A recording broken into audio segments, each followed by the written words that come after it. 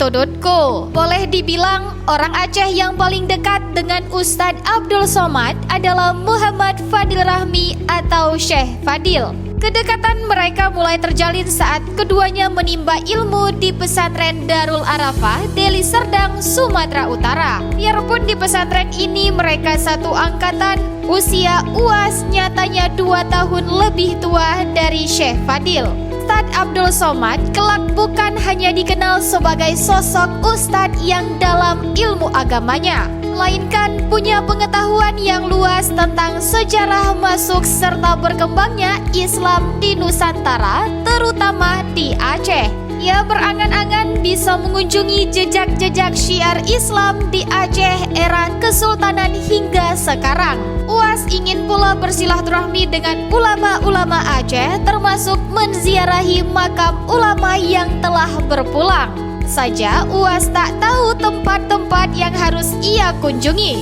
Namun berkat bantuan Syekh Fadil, impian Ustadz Abdul Somad pun terwujud.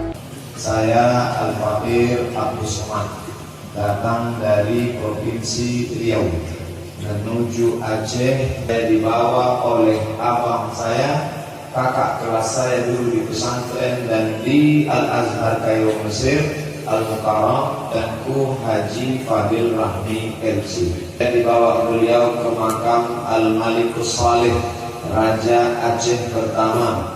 Kemudian saya dibawa ke makam di Pulau Senelu, yaitu Tengku di ujung, namanya Syekh Khalilullah, ditugaskan oleh Sultan Iskandar Muda untuk berdakwah di Pulau Senelu. Saat tur di Aceh, UAS juga dibawa oleh Syekh Fadil untuk bersilaturahmi dengan 2 ulama Aceh yang cukup dihormati masyarakat, di antaranya Abu Mudi Samalanga dan Abu Kutakrum. Tur ini juga membawa UAS ke makam orang-orang salih di Pulau Sabang. Persahabatan UAS dengan Syekh Fadil juga tampak di ranah politik.